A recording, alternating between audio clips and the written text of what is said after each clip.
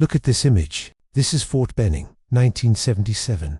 On one September night, 1,300 highly trained U.S. soldiers stood on this field, but according to their own recovered memories, every single one of them was secretly taken, examined, and returned with a single massive gap in their mind. They forgot an entire month. What force is powerful enough to wipe the memory of over 1,000 men at once? The answer involves glowing orbs, strange whispers, and a potential military alien war the government still won't admit happened. For people who subscribe to the notion of extraterrestrial life, the armed forces are frequently viewed as humanity's primary shield. For more than 100 years, broadcast serials, motion pictures, and literature have explored the question: what would truly unfold if our military personnel engaged with advanced cosmic civilizations? At least 2 individuals allege they not only possessed the answer but also took part in just such a confrontation, only to be seized and have their memories inexplicably erased. Their accounts compel us to ask a critical question: what precisely transpired during the Fort Benning encounter? For decades, one of the most persistent trends in global UFO observations has been their frequent proximity to military installations. From radar technicians to jet pilots, some of the most dependable documented sightings originate not from average citizens, but from highly skilled military staff, whose narratives are often supported by electronic sensor data, tracking logs, and cockpit video evidence.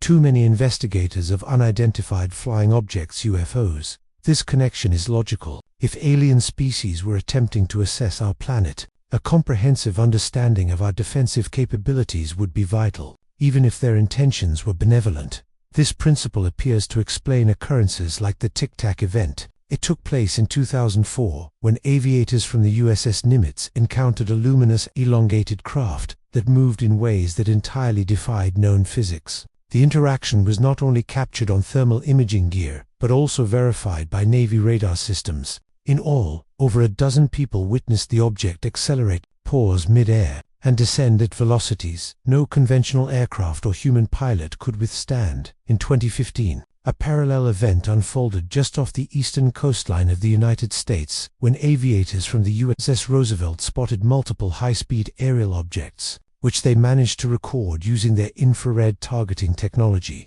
Now recognized as the go-fast or gimbal footage, the pilots and radar teams were astonished by the unnaturally fluid motions of the mysterious vehicles. Such close calls are often dismissed as system errors or mechanical glitches, but the first-hand observers remain unconvinced. Informants contend that the US government maintains a vast, concealed repository of such interactions that it has opted to withhold from the general populace around the globe. The common occurrence of UFO reports near military sites is hard to dispute. From Rendlesham Forest in the United Kingdom to Malmstrom Air Force Base in Montana, UFOs have repeatedly materialized close to nuclear missile silos, flight training centers, and airfields. In some instances, they have reportedly deactivated weapon control systems or initiated massive power failures, prompting serious consideration about the essence of the phenomenon and its apparent focus on humanity's most destructive technology. This brings us to Fort Benning. Situated near the boundary of Georgia and Alabama, Fort Benning has served as a cornerstone of the United States Army since its establishment in 1918 as the location for elite training units, including the Infantry School and the 75th Ranger Regiment. It remains a center of modern military preparedness. It is also home to more than 120,000 active personnel, civilian employees, and their families. Despite its lengthy history, many believe there is much more to Fort Benning and its general area than initially meets the eye. This specific section of the American South has been the site of several of the most well-documented UFO reports in history. Intriguingly, many of these happened subsequent to the fort's construction and tend to occur within a few hours' drive of its perimeter. Consider the Georgia sightings, which spanned from 1949 to 1952. Throughout those years, numerous accounts were submitted detailing brilliant illuminations and reddish devices hovering above the city. 1 year prior, 2 pilots observed a glowing object flying alongside them over Montgomery, Alabama, only for the military later to rationalize it as a simple meteor. These and countless other sightings appeared to suggest that UFOs, whatever their nature, maintain more than a casual interest in military bases and their hardware. If the stories of the Fort Benning event hold true, That interest escalated into a frightening climax on the evening of September 2nd, 1977.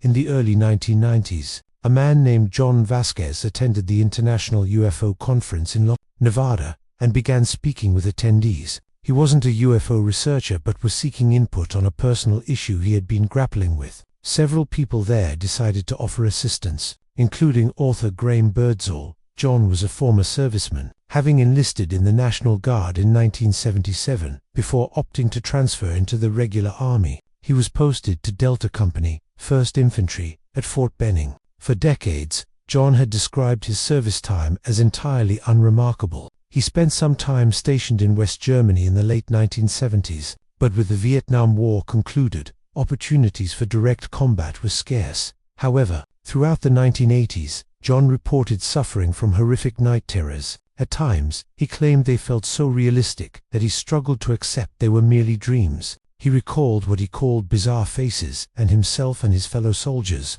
standing in formation while simultaneously appearing to be in a deep slumber. After enduring this for several years, John finally sought the help of a psychiatrist who suggested regression therapy and hypnosis sessions. What he recalled would prove to be far more extraordinary than he could have ever imagined. John Vasquez disclosed, two perfect strangers, that he had been part of a mass capture incident involving roughly 1,300 U.S. troops, all members of the 1st Battalion, 15th Infantry Regiment at Fort Benning, in September of 1977. Although most of the people listening were intrigued, only Graham Birdsall chose to pursue the investigation further. After detailed interviews with John, sifting through fragmented recollections and clinical notes, he was able to piece together the following narrative.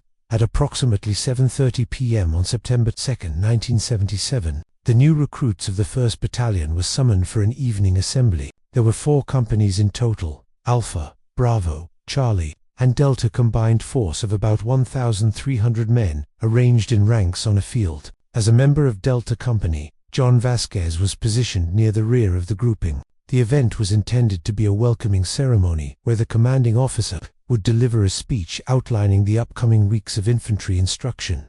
As they waited, a soldier near John pointed toward an object in the sky. That's when he and several men nearby glanced up to see a faint gleam traversing the starscape. A soldier quickly dismissed it as an orbiting satellite, but John insisted he saw the light pause, reverse its direction, and then resume its travel. Convincing himself his vision was deceiving him, John redirected his focus to the scheduled proceedings. Then, just as the captain ascended the platform, Vasquez heard an intense whooshing sound, like wind being channeled through a concrete duct. Instantly, he turned to identify the source, and was met again with the vision of a brilliant light.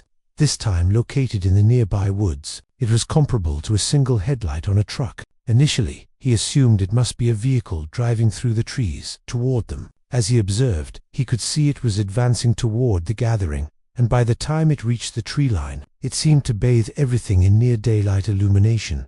Suddenly, mass confusion erupted. Some of the troops began scattering from the formation. Others froze entirely, heads bowed as if in a trance-like state. When Vasquez leaned forward to look at the man in front of him, he was shocked to see he was sound asleep, despite still standing upright. Then, just as suddenly, Vasquez lost consciousness. When he awoke, he was still on the field, but he was paralyzed from the waist down. Rotating his upper body, he saw hundreds of soldiers fleeing, some sprinting into the trees and others diving for cover beneath elevated structures. A few remained standing, completely mesmerized, or lying flat on the ground, motionless. That's when one of John's fellow soldiers, Alan, ran up and took hold of his arm. As the other man pulled him from his fixed position, John found himself abruptly able to move again. Amidst the spreading disorder, the 2 recruits could see the captain frozen behind the speaker's stand, absolutely still, just like hundreds of other servicemen. Meanwhile, the light was still shining intensely behind them. Those who had turned to face the light were not asleep, but simply standing there with their eyes bulging and their mouths unnaturally agape. With no alternative, the 2 men fled, weaving through their stunned comrades before seeking refuge under one of the elevated crossbase buildings. There, they found several other men concealed, frantically debating what might be happening. It was at this moment that one of the company's sergeants emerged from a building, apparently immune to the paralyzing effects. Furious, the officer began shouting at the recruits, attempting to restore discipline. As he did so, John and his companions watched a small orb descend from one of the buildings, striking the sergeant and knocking him out. For several minutes, the men watched from their hiding space as soldiers yelled, stumbled, and collided with one another. Then the light returned, this time becoming brighter and larger until the entire base seemed to be engulfed in white radiance. That's when Vasquez heard the voice. It was synthetic and alien. More importantly, he was hearing it not with his ears, but with his mind. "It's all right. Don't be afraid. Come out." Despite his overwhelming fear, John crept out of the crawl space, stepping into the open. The light was omnipresent now, and he could just barely distinguish shadowy figures scuttling around in the brilliance. That's when something hit him first on the shoulder. Then, on the backhand, the world went dark once more. The next thing John Vasquez was aware of, he was being lifted upward. His entire body was tingling, and he felt terror, but the voice commanded him to keep his eyes shut. He complied. The next time it spoke, the voice was clearly feminine, and it was asking him if he recalled anything. The question triggered vivid mental images. John lay stretched out on a medical table next to rows of other men, all of whom were either unconscious or immobilized. From this point forward, John's memory consists almost entirely of indistinct images retrieved during hypnosis. For the duration of his time in the public eye, he insisted he had no true memory of the entire month of September 1977. Still, the memories he does possess are quite striking. He described observing two entities standing several tables away conducting some kind of examination. A second voice in his head instructed him to fall asleep. Then John started to have a vision. First, he saw an image of the earth being obliterated. Then a pasty white human face dissolving as if it were made of liquid metal. Moments later, Vasquez awoke back in formation, surrounded by all 1,300 of his fellow servicemen. But he could tell that things were not right. For a start, he was standing next to completely different soldiers, and some of the men around him were swaying as if dizzy or unwell. A few were vomiting. Confused, the captain, who was supposed to deliver his speech, simply dismissed the men. Back in his housing unit, John prepared to retire for the night. As he undressed, he noticed his shirt was partially unbuttoned. His trousers were unfastened, and his boots were incorrectly laced. Inside his trousers, he discovered a bizarre, sticky, glue-like residue. He wasn't feeling well, and it seemed that none of his colleagues were either. After getting dressed for bed, he sat on his bunk, staring blankly at the wall. Some of the other soldiers in his barracks were doing the exact same thing. In the corner, he saw a small group of men comparing their wristwatches. One pointed out that his read 7:40 p.m., while another's showed 3:30 a.m. distractedly. Vasquez checked his own watch to find that it displayed the time as 4:45 a.m. still. No one was in a mental state to dispute the time difference or their gaps in memory. They were all completely drained and aching. Eventually, they drifted off to sleep.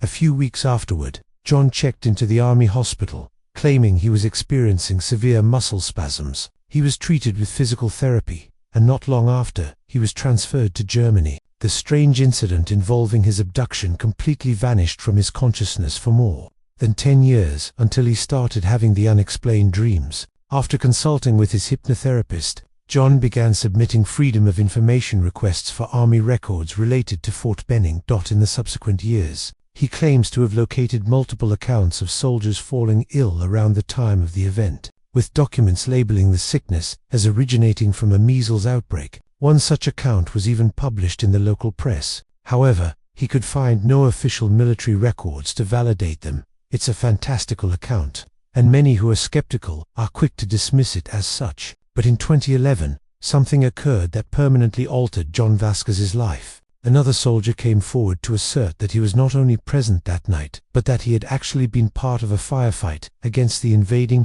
extraterrestrials. In 1977, Command Sergeant Major James Norton was an infantry leader at Fort Benning, and he was on the training field on that September evening. Although he has no memory of Vasquez, their experiences nearly perfectly align. He, too, began suffering from disturbing dreams and missing memories in the mid to late 1980s. He also sought out a hypnotherapist to assist him in uncovering the source of his amnesia. What he remembered was remarkably similar, yet also distinct. In Norton's retelling, he and a unit of troops were on the firing range conducting a drill.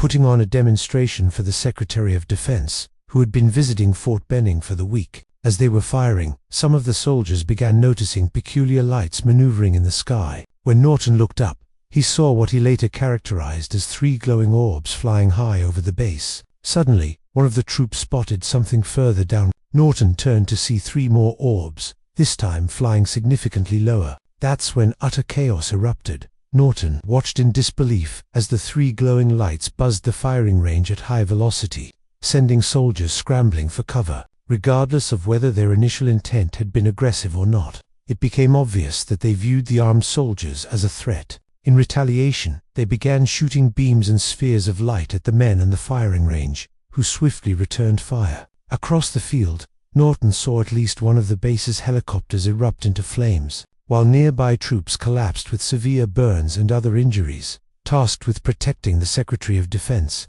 Norton drew his own weapon and began returning fire, all while ushering the senior officials back toward the building. As he did so, he saw several rocket-propelled grenades launch into the sky. One of them struck an orb, sending it plummeting to the ground in the adjacent area. That's when he was hit by one of the beams. He claimed he felt excruciating pain as the glowing weapon pierced his uniform, scorching his skin. Then, nothing. When he finally regained consciousness, the battle was over. The recruits and junior enlisted personnel had largely been dismissed, and unidentified military personnel were swarming the area, attempting to clean up any evidence of the clash. Like John Vasquez, Norton's memory of what transpired at this juncture becomes much more vague, with most of it being recalled through hypnosis. He remembers seeing at least 2 downed UFOs, which he described as oblong and white in color. He also stated that there were 2 unmarked aircraft at the nearby Lawson airfield, and that most of the debris from the fallen craft was being loaded inside. The next thing he recalls is that he was extremely unwell for at least 2 days. Norton claims that apart from the burns themselves, he had a persistent high temperature, necessitating that he be submerged in ice water multiple times daily. Norton's testimony to the Fort Benning case is particularly compelling for 3 main reasons. First, he was a much higher-ranking officer when the events he and Vasquez described took place. Second, he was still actively serving in the Army Reserves when he first publicized his story, meaning he effectively jeopardized his lengthy career to step forward and share his account. But the third and most significant reason is that this was not the last time he had an interaction with a UFO. In his radio interview, he discusses a fire that broke out off base in 1986. Upon arrival, he and several firefighting crews witnessed an oblong, pill-shaped craft being excavated from the earth. For his part, Norton simply asserts that he wants the truth to be revealed. He claims he is a patriot, and if there is a threat out there, the public should be informed. He also says he's received a number of intimidating phone calls over the years, which he believes are originating from government operatives attempting to silence him. Whatever the facts may be, the Fort Benning incident is a key part of modern UFO lore. What truly transpired on the night of September 2, 1977? Was it a moment of connection with something not from our world, a calculated execution of a top-secret military experiment, or something completely different? If the recovered memories belonging to James Norton and Jim Vasquez are accurate, the United States military not only made contact with, but actively engaged extraterrestrial weaponry. Whether the orbs were ships or the entities themselves, they possessed the ability to move at incredible speeds while manipulating both space and time, as demonstrated by the paralyzed soldiers and the contradictory time readings on the watchers. Furthermore, at least 1,000 men were temporarily seized during this event, which appears to have had negative effects on their health. Finally, the United States likely recovered alien technology after the battle and has been conducting a persistent operation of disinformation and threats against the soldiers who participated in the event. Those who believe are quick to emphasize that John Vasquez's account is rich with descriptive details, including references to powerful light phenomena, memory erasure, physical displacement, and non-human beings. He reports direct mental communication, unusual visions, and an apparent medical examination carried out by unknown entities. These characteristics align closely with what many alleged abductees have reported in other notable UFO cases. For the skeptics, the issue is that they align too perfectly. They propose that John is either mistaken, suffering from mental illness, or simply seeking attention. Independent investigators, including a U.S. congressman from San Diego, who have tried to confirm his claims have discovered that while he did indeed serve in the armed forces, there are no official records of a John Vasquez ever being stationed at Fort Benning. Regarding September 1977, some assert they have found reports of a peculiar measles epidemic among the troops, but there are no official Army documents to confirm this yet. John not only maintains he was present, but also claims he has gathered substantial documents proving it. In 1997, he received a document confirming that a U.S. Air Force and Joint Attack Weapons System test had indeed been conducted at the base in question. If accurate, such an exercise could have involved guided air-to-ground munitions. However, shortly thereafter, a joint staff panel declared that the information was false and that there had been no such test, before calmly requesting the initial document be returned. James Norton, by all accounts, exists and served as a command sergeant major from 1973 until 1996. Regrettably, there have been no known Freedom of Information requests concerning his service history, and he has largely withdrawn as a source. A Jim Norton matching this description maintains a Facebook profile, but there is no mention of aliens or related phenomena. More importantly, that James Norton was born in New Jersey, which does not explain why he had a pronounced Southern accent in his interviews. Could someone have been impersonating him? Could the whole thing have been a hoax? Or perhaps the soldier was using an assumed name after all. Once again, a battle with aliens at a major U.S. military base would represent the single most monumental event in scientific history. But the tangible evidence is frustratingly absent. Aside from Vasquez's paper trail, no other official records exist, at least not publicly. Is this due to a government concealment effort, or might there be another, more ordinary explanation? Those who believe that John Vasquez experienced something unusual on that September night would argue that he could have been suffering from the measles, just as the newspaper articles he unearthed suggested. One of the initial symptoms of a measles infection is a high temperature, sometimes reaching for OC. Some individuals experiencing fevers of this intensity will suffer hallucinations. These frequently involve seeing people, shapes, and colors that are not present, and can be paired with auditory and even physical sensations. John clearly remembers feeling sick and even visiting the hospital after the event. Could it be that he truly had the measles and his memories are merely the result of the fever dreams he endured during the illness? Others point to military human experimentation and memory suppression. They cite MK-Ultra, a top-secret CIA program that dosed random individuals, including service members, with potent drugs, as evidence that the U.S. government has historically used its own soldiers for research. A large-scale LSD experience would go a long way toward explaining many of the things John Vasquez remembers, including people lying on the ground, immobile, or reacting with terror to their surroundings. If mind control experiments were underway, it's possible that the troops who participated were also drugged to induce forgetting. This might explain why both Norton and Vasquez seem to have a mental void concerning the entire month of September 1977. For now, the Fort Benning encounter remains an enigma. Believers see it as concrete proof of alien visitation. Others suspect it was a cold, calculated human experiment on unsuspecting servicemen. Still others propose that the entire incident was fabricated by John Vasquez in a quest for recognition, and that a second man later claimed involvement to get media attention. What we are left with is a question no one seems willing to answer. If it was all made up, why does it feel like someone is determined to keep us from knowing anything about it at all? The events at Fort Benning in 1977 constitute one of the most perplexing and disputed alleged UFO incidents in recent history. At the core of the mystery is John Vasquez, who claims he has been battling the Army for years regarding the records of his time there. Is John being dishonest, or is he the casualty of a powerful system intent on concealing the truth in a vague attempt to protect the public? The Fort Benning encounter endures as one of the most captivating episodes in UFO culture. Whether it marks the location of a failed military trial or the lingering echo of something not of this earth, the silence that envelops it may be the most revealing piece of evidence of all.